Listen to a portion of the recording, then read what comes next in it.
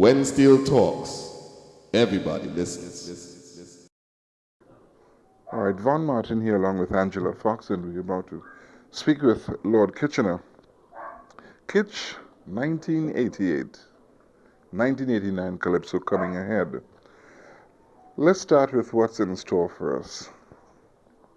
Oh, the 1989 Calypso season, I think it'll be a very nice one because I've heard most of the youngsters, and I think they are very good. Yeah, right. Now you don't want to tell us anything yet about your stuff. I understand it's coming out. It's planning to be hot, huh? Yeah, well, my stuff, I'm not quite ready as yet. Okay. All right. Just Sunday night, this past weekend, you were paid tribute. Very remarkable thing and a very pleasurable thing in the eyes of many people. And I'd like to congratulate you for it because you've really contributed greatly to the art form. But tell me exactly what was in your mind. How did you feel? You're speaking about how I felt on receiving the awards at Nafita? Oh yes, because many people ask me, Kitch, why, how it is that you're not receiving anything, no award. Lots of other Calypsonians get award and you are not getting anything. So I was so happy to receive that award because I thought what it told me was quite right. So, so that came with a nice surprise for me. Right. I mean, Angela, generally, what's your reaction as you go around and you're seeing young people coming up and knowing that you have done so much in the art form? Tell me a little. I'm trying to get into Lord Kitch's mind. What goes on in your mind? Well, I feel happy to see the youngsters coming on, but I would really like to do something better for the youngsters. That is to really teach the youngsters the right way of going about the art.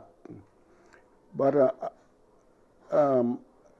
I really don't have the opportunity because I thought that the authorities or the government would assist in this. I made mention of that many times, that singers of my caliber should be asked to teach the youngsters because we don't want the art form to die.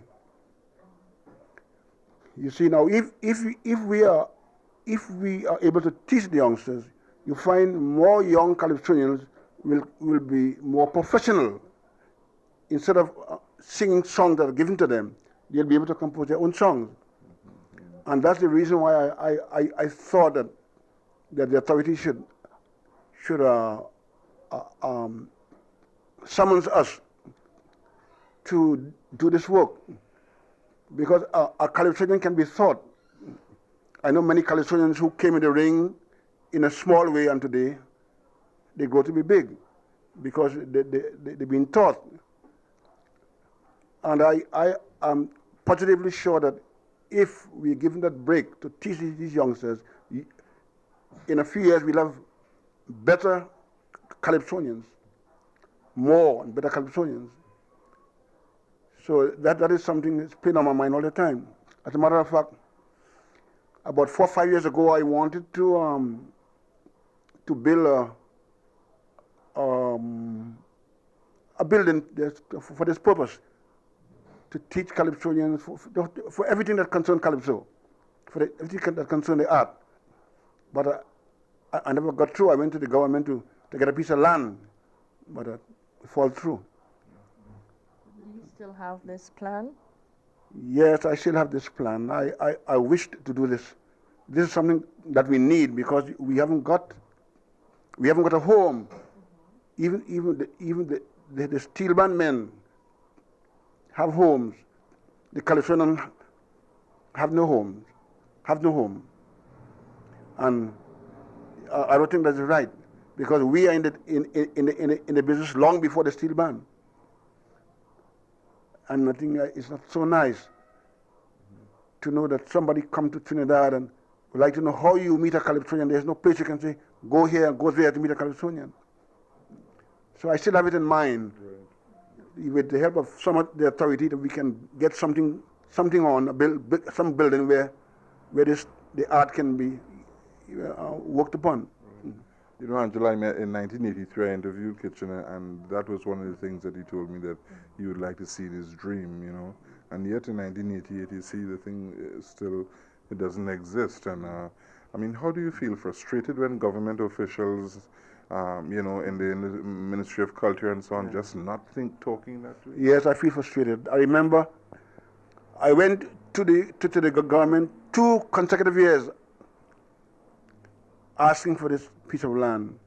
And every time they tell me to go and locate a piece of land. When I go and locate a piece of land, go back to them, they send me to some higher authority where that person will tell me, that land is for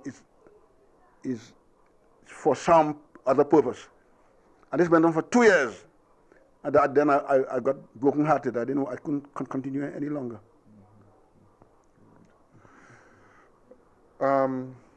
Your other Calypsonians, your fellow Calypsonians, the older guys, you know, like the Pretenders and so on, do you feel an establishment like that, with a facility like that, would be able to bring them all together and have them function in unison?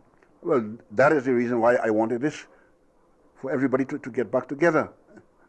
You find a singer like Pretender, who is a past master, a composer. You find Lion, he's still around. But because of lacking these facilities, they're not able to do justice.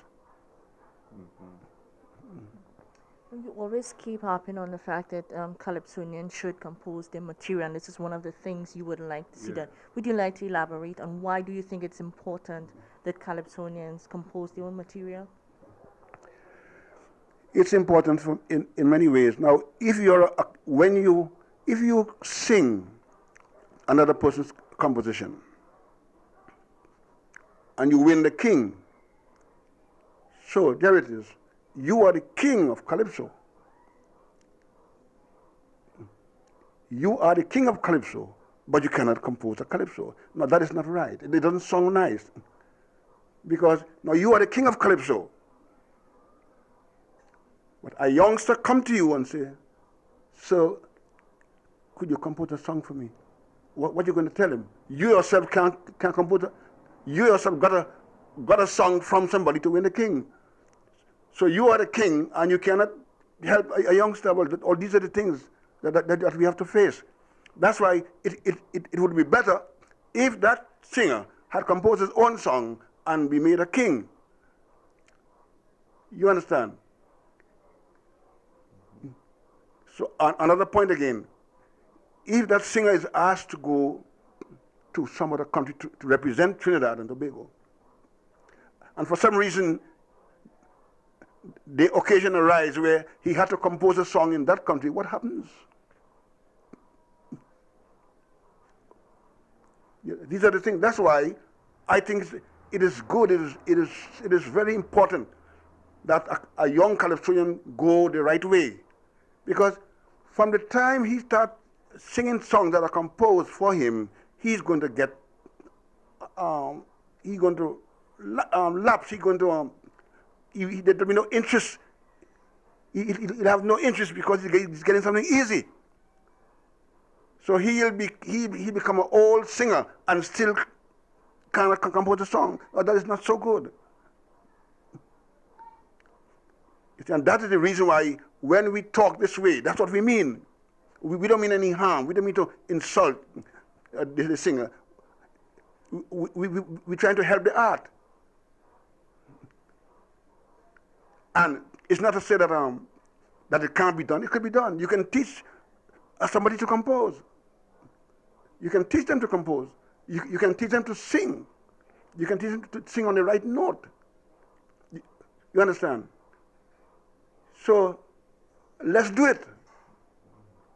Instead of having so many youngsters today singing Calypso, they go to the stage and sing Calypso, but they don't know what it means. They're singing words that they don't know what it means. You understand? We must get it correct. What about those people who do not have the voice but who can write? Where would they? Who? Those people. People who can write music, but they don't have the voice to sing. Well, what I mean to say, a singer can take a song from these people, but he must also learn to compose. That's what I mean. So there is still room for Yes. the composer as well as the singer. Yes. The composer can compose and give songs to Calypsonians, to singers, but the singer must also help himself. How about the art of extempo singing? Do you think it's a necessity that the Calypsonian be able to do that, sing extemporaneously? I wouldn't press a Calypsonian if he doesn't know how to sing extemporaneously. It is good if he knows, but I wouldn't press on that, because every person wouldn't have that quick thinking, because it takes quick thinking to sing extemporaneously. So if a fella hasn't got that quick thinking, well, then you can't blame him. But if he has a quick thinking, well, it is nice to learn to improvise. What basically is the difference between Calypso when you started and Calypso in 1988-89? Well, there are a lot of different. When I started Calypso, we sing only a verse. We had no chorus.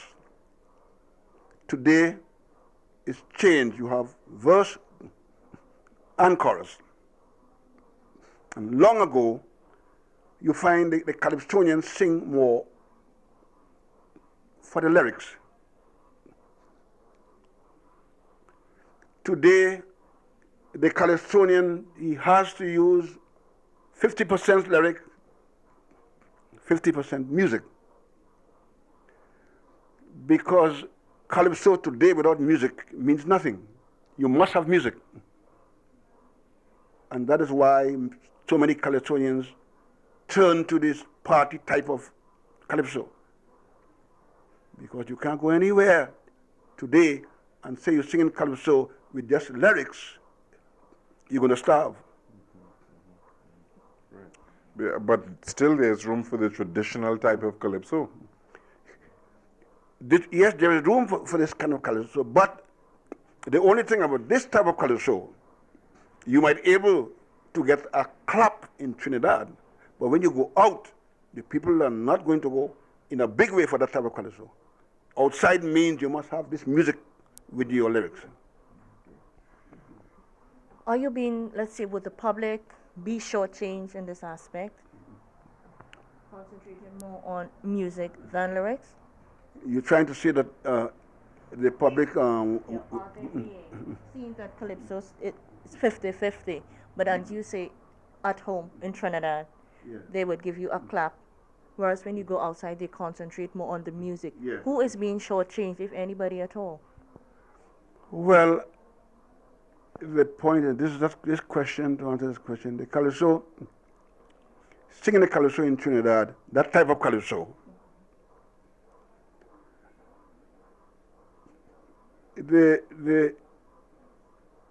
you wouldn't,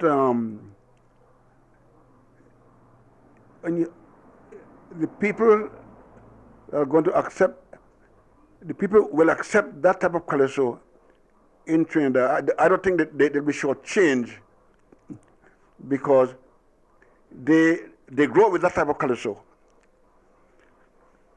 And they appreciate that type of Calypso, the people in Trinidad. So they won't be shortchanged at all singing that type of Calypso. But if you go outside that type of Calypso, the people will be shortchanged. If you sing that same type of Calypso outside, they'll be shortchanged. So is one being compromised for the other? You're trying to say? The music for the lyrics. Seeing that Calypso was born out of the art of telling a story and relating incidents that happened. Do you think right now, the present mode of Calypso, the foreigners are not really given true Calypso? Well, you see, that's a nice question. But the seasoned Calypsonian, he is able to bring good lyrics with good music. So that takes care of that situation. yeah. Right. When you look at, from your time in the 40s, to see where Calypso has gone today, are you satisfied? Do you think it's going on the right vein? Did you expect it as you were coming along? Yes, I expect it. Because since in the days of Growler, when he sang Bongolo, Mention the year if you could. that should be around, Bongolo would be around 1941 or so, around 41. When he sang Bongolo, we knew that Calypso was making a change for the better. Because when he sang Bongolo, the entire country started talking about Growler bringing a new swing in Calypso. And everybody went mad over the tune. So the singers started to follow Growler. And so it came about where we started swinging Calypso instead of the tell story type of Calypso. And so since then, Calypso started making a swing, a change. Since 1941, Growler started swinging Calypso. Then radio joined Growler, and they both were known as the two tune makers, the two bouncers, the two tune makers, the two road march type of Calypsonians. And there's where everybody follow. Because it's through Growler I started bouncing. I took up this road march style through Growler. What year did you start, by the way? I started professionally in Port of Spain in 1944.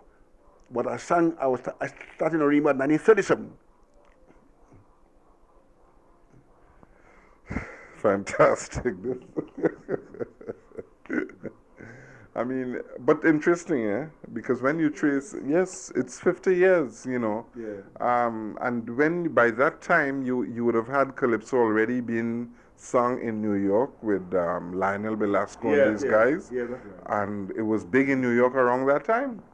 Yes, it was big. And I'll say it was big, yes, because we used to hear a lot of record coming down from Lionel Belasco.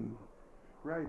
Now, you coming through these times, how was it for you as a young man? Were you, anxious? Would you compare yourself in those times to the young men you see today, trying to make it in Calypso? Were you like that in those times? Exactly like that. I was just as anxious as the young fellas today. I was very anxious. So when would you say was the time that you made your mark and your break? Well, in 1944, I was just like a little kid, jumping about and swinging and like the fame. And it was not until like 1947 when I settled down now. Settled down in 1947. I settled down when I thought, well, of course, I was a senior singer then. I wasn't really jumping about again. And then I continued. Then I started. That was Trouble in Arima that year? No, Trouble in Arima came long after that. That year was Kitch, come go to bed. I have a small comb to scratch your hair. There was long that year, yes. This is fantastic. I mean, you're getting stumbled to ask questions when you're hearing this thing, because, just last week in Washington, I was playing the records. A playboy of the West Indies is coming in, and to put the audience into the ambience of the time, we had to go back to your records, Mount Olga, Taitong, Mopsy, and all of these. Yeah. Now, these were big hits for you, were they? Yeah, they're big. Mount Olga, oh, that's a wonderful hit. Mount Olga was, it's still known as the best what calypso we call it again? Humorous. Something humorous. There's a word we call it. Double attache. Yeah, double attach.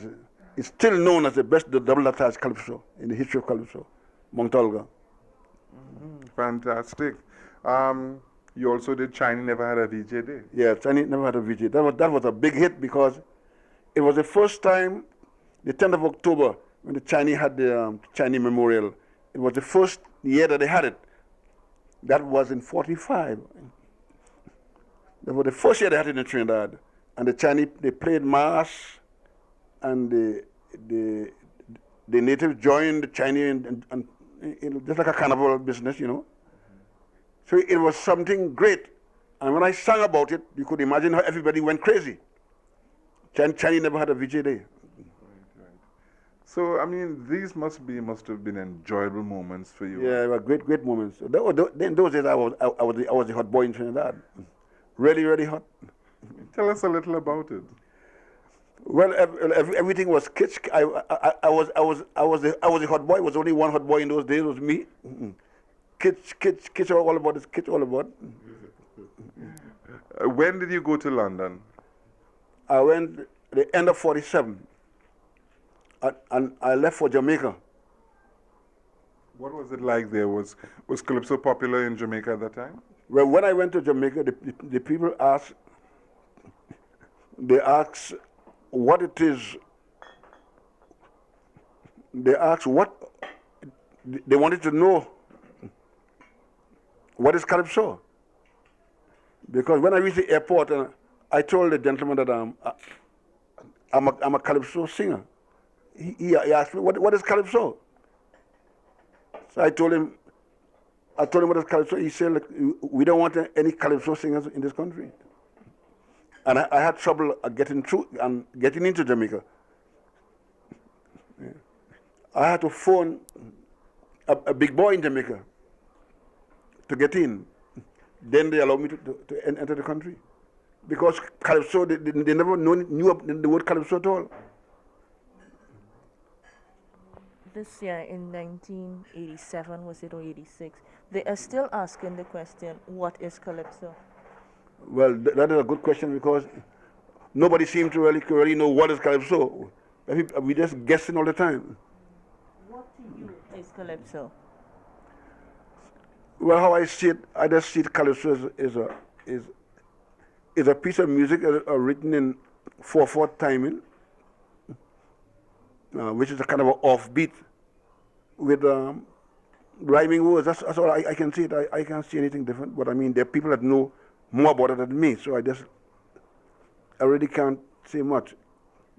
Would you consider yourself a traditional Calypso singer or a traditional Calypsonian?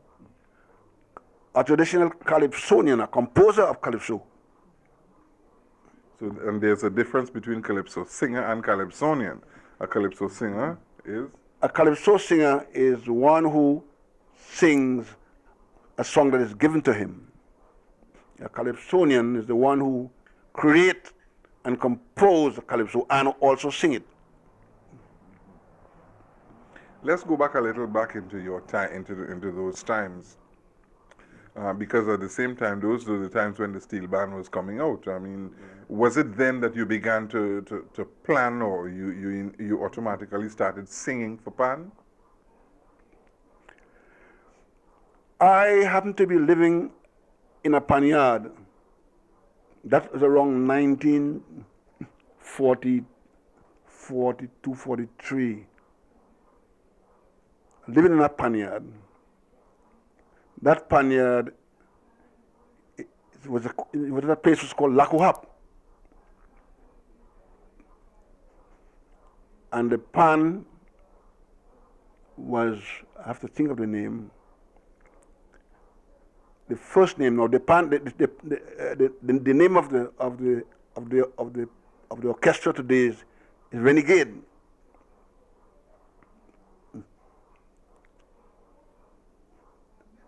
But the previous name, it'll take me some time to remember. Well, no problem. Let's go ahead. Yeah. Well, I was staying in that panyard, and the boys used to be practicing pan all the time. Now in those days, pan didn't used to play really any type of notes, maybe 2 or 3 notes. That's all.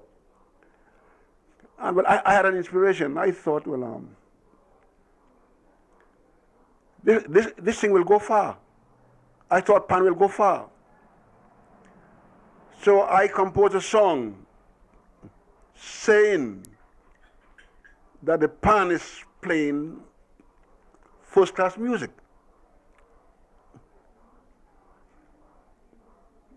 You understand? I had like a dream that the pan is going to play something, pan is going to be something great. And I composed a song saying, pan is playing this beautiful music. But it wasn't so at the time. I just had that belief. And that song was composed in 1944. The Beat of a Steel Band. That is the first ever Calypso on steel band. First ever in the history of steel band music. The Beat of a Steel Band.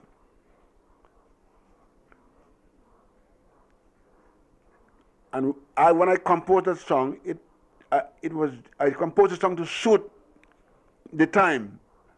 So the melody was a type of very simple. And the bars were just about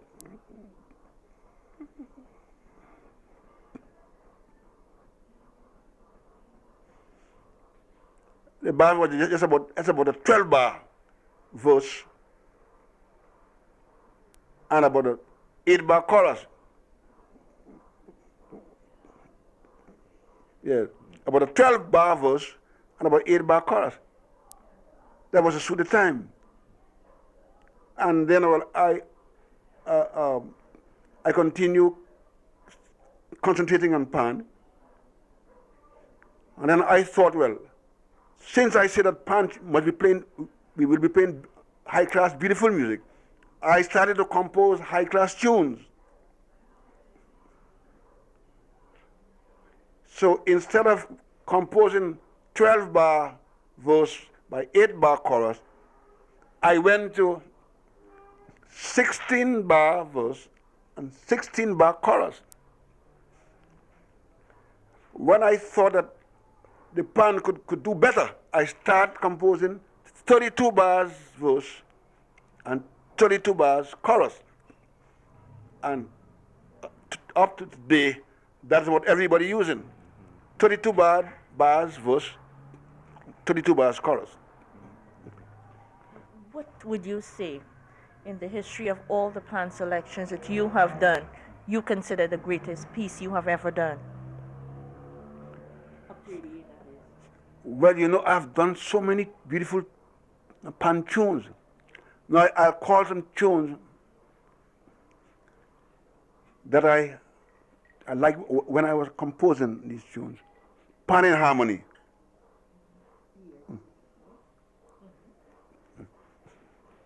Pan in harmony. Pan here to stay.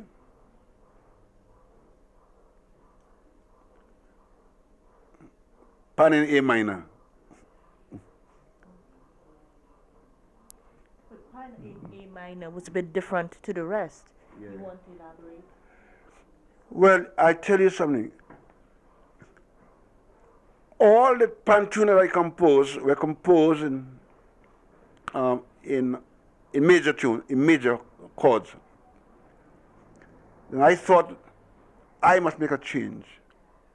I decided to compose a piece of music in minor. And that is when I decided to make pan in A minor. It wasn't easy. It took me a long time to compose the verse, because I didn't just want a just ordinary minor tune like the minor they sing in Calypso. I wanted a different type of minor tune, and it took me a long time. But I succeeded, and I think it's a wonderful piece of music, pan in A minor. Yeah. It is indeed. I mean, just fantastic. How, when, at the time of your career, when soca came into being, uh,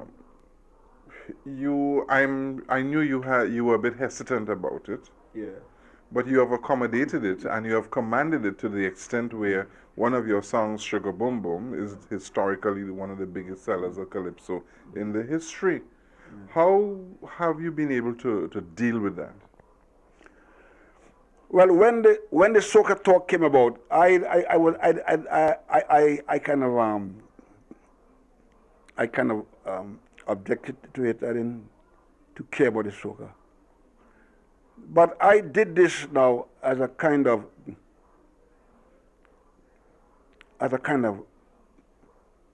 I will show them that I can do it. I don't care about it, but I will show them I can do it. That's when I did Sugar Boom Boom. Because I told them I don't care about soca. So I wanted to show them that soca don't mean much to me. I can do a soca. That's why I did Sugar Boom Boom. And you proved your point. Yes. I tell you, I've been to Latin America and I've heard that song played by Latin bands, Sugar Boom Boom, in Spanish, you know. Of course, I saw giving you credit for it on the album, but it's very interesting. How do you feel when you see bands out of your language doing your music? Well, that's the most wonderful feeling as a composer. When you hear people, especially out of your language, performing your music, you feel over great. Wonderful feeling. What would you say is your greatest achievement in the field of Calypso to date? Oh gosh, baby. That is not easy to answer. Yeah. That is not easy to answer. I had so many different achievements.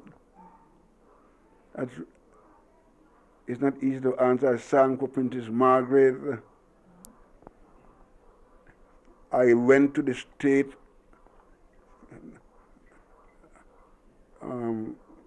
London sent me to the state to represent London in the Calypso boom in 1957.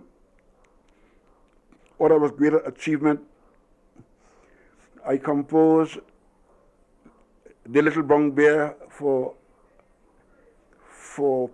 the Queen, young son, I think it's Andrew, I think he was. That bear was given to him from Russia, and I composed that song, and the Queen bought so many copies. It was Nicky the Little Brown Bear. All these achievements that I sang for President Truman. I sang for Joe Louis, I sang for George Raff, I sang for Elizabeth, and all these achievements. But so many, I really can't. Yeah, but in spite of all this, with so much that you have done, not only for yourself per se, but for your country, you are still not being recognized at home. How do you feel about that? Well, I'll tell you something. Many times I lie and think about this, and the only conclusion I come to is that a king has no honor in his country. Many people meet me and tell me the same thing. Why they did not give you any recognition after doing so much for this country? I really don't know why. So all I can say, the king has no honor in his country. What was your award and in what year? What year that was? Oh gosh, that was the first award. I can't remember the year. That was the first time they gave award. We got, myself and Sparrow and I got the first year. No, this is the Hummingbird Medal? Yes, the Hummingbird Medal, silver. Again, going back, in 1980, I was in Senegal, Dakar, in a renaming ceremony. And while in the yard, I heard Lord Kitchener, Sugar Boom. My God, that's great. That must be wonderful for me too. I mean, for me in West Africa, to hear Lord Kitchener singing Sugar Boom Boom, you are known and you're revered by many an African in Africa. You know, it must give you a pleasurable feeling. Describe that. Well, I feel so happy. I remember when I was in England and the Ghana government summons me to compose the Ghana independence. And every independence, that song is played. Ghana, Ghana is the name, Ghana, we wish to proclaim, we'll be jolly, merry and gay, the 6th of March, Independence Day, every independence they played. And I was so happy, thrilled about that. So. Our good friend Godwin Oyewole always talks about that. I'm sure you do know him. Well, let's talk a little more about you. And I must tell you this, that regardless of whether Trinidad and those folks don't recognize you, we out in the outside world do recognize you, and we pay homage to you because you have given a great service to the art form of Calypso, and you are known for that. So don't worry, it is known. Good things come to those who wait. Right. Tell us a little, reminisce a little more with us, going down memory lane of your rich career. Some of the great ones. Spitfire, for example, was a good friend of yours. No, when I left Trinidad, I didn't know Spitfire. It's when I returned. Oh, I see. But in 1947, you said you went to England. Yeah. How many years did you stay there? 18 years. Now, during my stay in England, the Mighty Terror came to England. Also, the Royal Lion, he came to. Lord Beginner, he was there with me. But Beginner and I landed there first. Now, when I landed in England,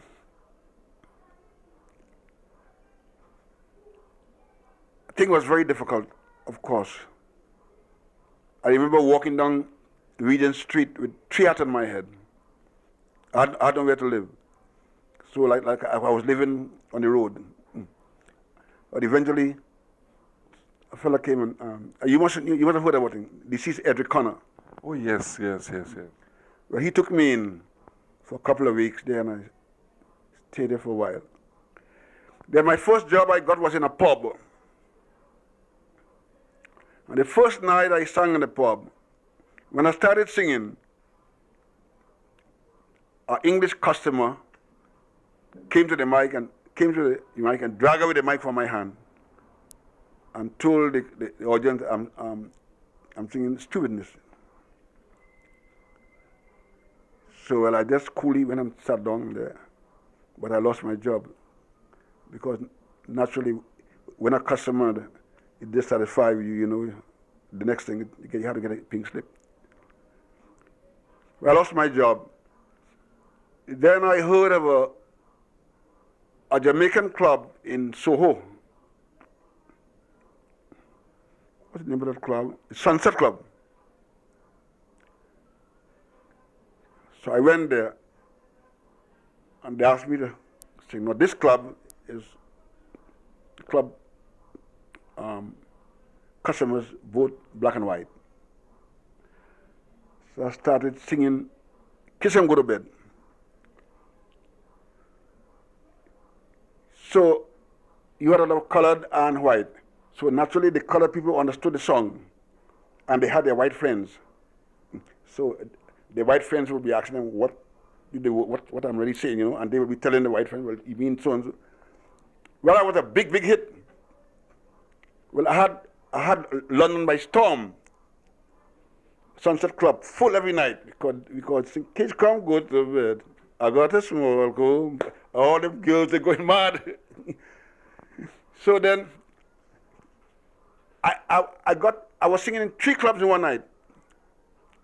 I know the other one was called the Shahrazad, but I know that I can't remember the third club. The Sunset, the Shahrazad, and another club. 3 clubs in one night, so you could imagine how busy I was. Well, those were the days for me in England. 3 clubs in one night. They wanted me right wrong. When they caught on to the Calypso, well, that's all they wanted. So the Sunset Club was, well, all the clubs was black and white. All the clubs were black and white. So that is it until then eventually I left London and I went up. No, that's when I got married in Manchester. Then that's when I had a little band called the Three Shades. Why the Three Shades? I was black. I had a half caste, and I had a white pianist. So I called the band the Three Shades. So we work all the time. Work for years all about Manchester, the Three Shades. So that went on until I came back to Trinidad. And how I came to Trinidad is Viking gave me asked me if I would like to come to Trinidad. I said yes, but I said no joke. He said, when I go to Trinidad, I'm going to send a ticket for you. But I said yes, but I never thought that would happen. Eventually, the ticket came. And when the ticket came, my wife said, well, you told the people that you will come, you can't throw them down. That is in 62. And then when the ticket came, well, I had to leave. I left England and came down here. Sang at the Good Samaritan Hall. Nobody at all. It was very, very, very, it was, I don't know the word to use. It's very suffering. Because when I walked Port of Spain, Frederick Street, every second person, they say, Kitch, you come. Oh gosh, Kitch, you come. Where you are tonight? I say, well, I'm at the Good Samaritan Hall, Duke Street. And so go, I bring in the family. I was walking on 2 yards. Kitch, is you, they hugged me up. Where you singing tonight? Good Samaritan. Oh God, I bring in the family, we coming. Listen now. I was really full. I went back to the tent and told the people, I said, well, you could expect a large crowd here tonight. Because with the amount of people telling me they're coming here tonight, we didn't have room. It's a Friday night, it's going to open. 8 o'clock, the tent have about two people. 8:30, about 6 people. 8:45 when we should start, 11 people. That breaks my heart. I started to wonder, what's going on? What's happened to me? The people should be glad I come back here. I left here a top singer. It's not necessarily I leave here a small type, I left here on the top of my career, and how the people treated me like this. But what happened? Sparrow, in those days, Sparrow was the idol of the country. But although he was the idol, I thought the people should treat me better. Well, that get me angry. I say, well, all right. This is how they look at it. I got to show them that Sparrow ain't better than me. And I declare one Sparrow. Yeah, I went to the papers and said, well, Sparrow is war for me and you, because the people get me angry. The way they treat me like a dog. So, competition night, Dimanche Grand night, he first, I second. They tell him I'm going to beat you in the road march. I beat him in the road march. He rode me to walk on Carnival Day. The next year I say, I'm going to beat you in the road march again. I beat him in the road march with, what was the song? Can't remember, but I beat him in the road march. We go fight, no problem. The next year, I beat him again with My Pusin. Well, it's then the people decide that they will accept me. Yeah, they never accepted me in Trinidad at all. When I beat Sparrow, It was a big thing in Trinidad, you know. In those days, wife and husband in war. All the homes in Trinidad, wife for me, husband for Sparrow, husband for me, wife for Sparrow. I said, they should have a bit of fight in Trinidad in those days. All the homes fighting for me and Sparrow. I said, until Malik, it went so bad that it used to come on the paper. All kind of talk to you go on the paper. Eventually, well, Sparrow, he had to sign war with me. Because when he sang the song on me, he said, Kitch, go back you to old hot. What the name of the song? Kitch, you to old. When he sang on me, I lashed him back with a song. You remember the song? I lashed him back with No More Calypso song. You know what? I told him that he's not singing Calypso, he's singing song. But I didn't like to continue the war because it would definitely get out of hand. And if it got out of hand, the people wouldn't like it to know two top artists, you know, going that far. Because I could do more harm to Sparrow than he could do to me, as far as composing, as far as saying things against each other. I didn't really want to do that. Because people look at me small, you know. I said, look, I'm done with that. And since that, we became, you know, closer. But we don't bother that again anymore. So you and Sparrow are very good friends now. Yeah, we are very good friends now. Yeah, I try to protect Sparrow because I don't want Sparrow to fall because how I see it, if Sparrow fall, I fall too. If Sparrow fall, they say, well, Sparrow and Kitch, if Sparrow fall, you know what you're going to say? They ain't going to say Sparrow fall. They say Sparrow and Kitch ain't good. So I had to try to protect Sparrow, try, you know, and that's how I see it, and that's what I do. I try my best to keep him up there. Because if he fall, I am definitely going to fall too. But it must be difficult to live comfortably, to live amongst Calypsonians, because, I mean, it comes out of a society where you have a lot of, you know, like you gossiping and old talking and pick-on and war and all this sort of thing. How have you all been able to survive all of this? Well, listen to me.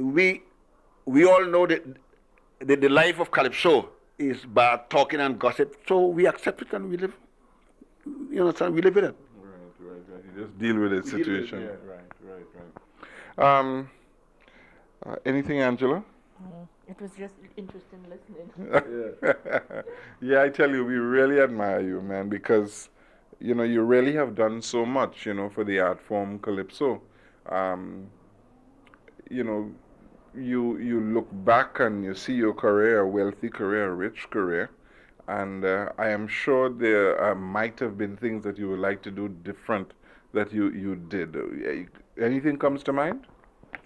No, I love this art. I love Calypso, and my hobby is horse racing. That's my hobby. I love horse racing. I have horses and so. But coming back to Calypso, most of the young Calypsonians today operating in Trinidad pass through my hand. In what sense? Explain to us. Well, I teach. I mean, although I haven't been paid for it, but I teach most of the young Calypsonians today. Most of the singers you hear singing today, they pass through my hand. They sang in my tent, and when they feel they're big enough, they're gone. But most, if you can call them Stalin, from Stalin, call them Scrunter. All the young fellas who made good, they pass my hand. Baron and all those guys. All them young singers, all the young singers who made good. Valentino, everybody, all them young singers. You're still running a tent. How was it running a tent? I mean, how were you able to handle that? Well, to run a tent, you must have a manager. You can't run a tent just like that. It costs some money to run a tent today. But with my experience running tents since in the till 1947, I have had the experience. So whenever a manager comes to me, I tell them exactly how the tent should be run. Because it's not, if you don't know how to run a tent, you're going to fail. And that's why so many newcomers come to the tent and the tent get broken up because they haven't got the experience on the tent. Right. I understand in traveling outside, you don't like to fly the airplane. Why? Is it true, and why? Is it true? It is true. And why? I travel by air up to Puerto Rico because of the West Indies atmosphere. When you leave Puerto Rico, it changes. The fog and the bad weather starts going that direction. And I know that airplane and bad weather are not friends. And that's the reason why the furthest place I travel flying is Puerto Rico. Nice and sunny. After that, boat. I catch my boat from Puerto Rico, go to Miami. I catch a train from Miami, go to New York. Every year.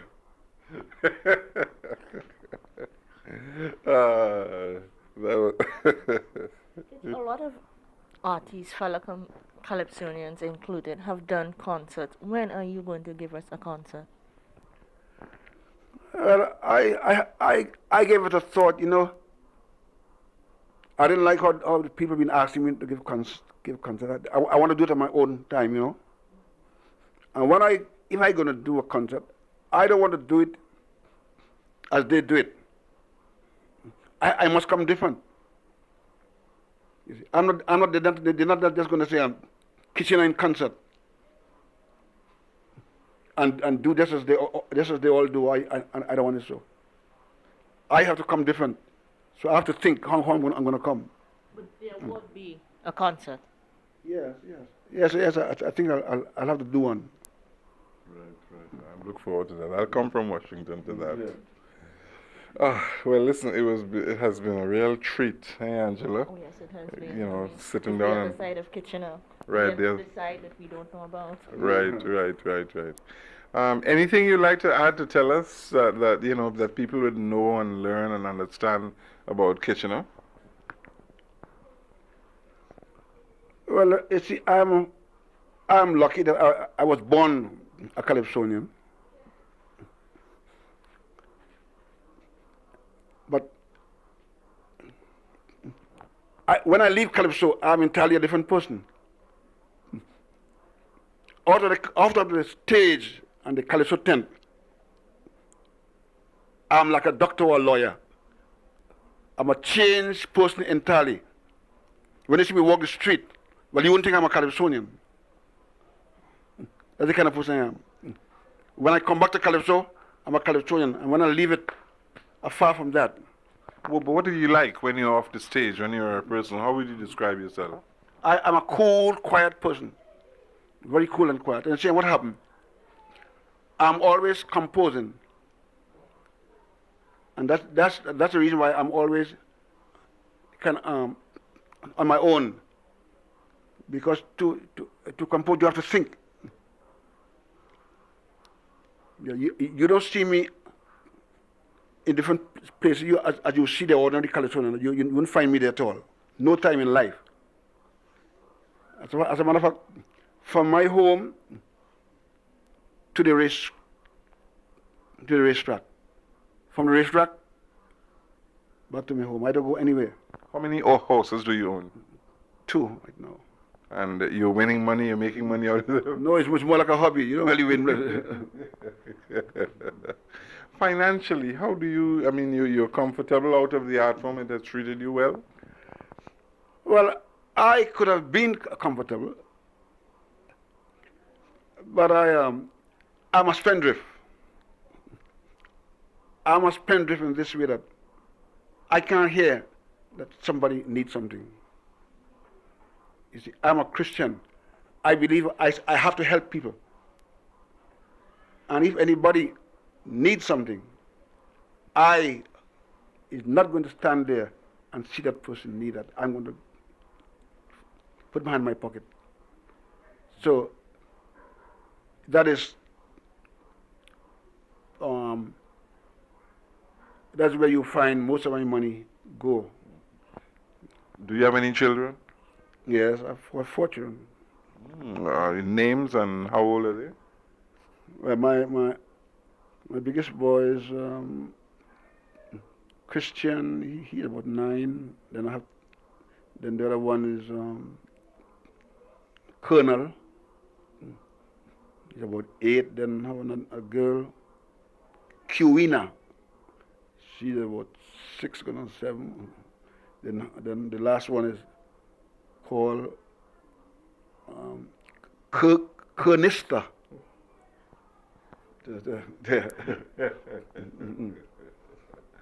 Yes, and I know they make you happy, yeah? Yes, but children, Yeah, that's a fulfillment in life. Kitch, before you go, is it possible to give us a little teaser of your 1989 material? Geez, like what? I can't sing that.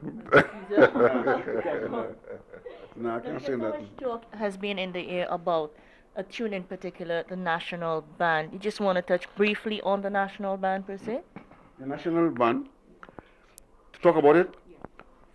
Well, the National Band, I am. When you're thinking, when you're trying to create, you try to create something that you feel that you wouldn't expect another composer to create. So you try to come very far, different far. So I thought of a national band, the state of the country right now, a song like the national band, it means a lot. Because the national band has into it unity of all the different race. So I am saying that everybody, all the different race join together and play in one band,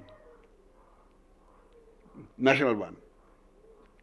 And the tourists came over here and saw that and thought it was wonderful to see all the different race playing in one band. So that's the idea. National Band. And what a fitting way to end our little conversation with Calypsonian Lord Kitchener, Calypsonian extraordinary. Sir, I thank you very much.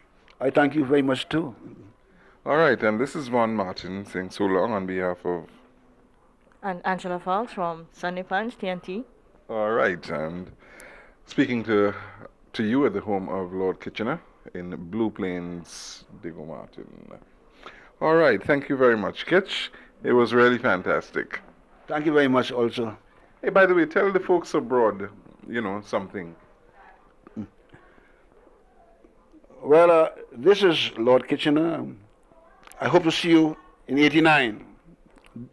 So get ready to jump off your seats.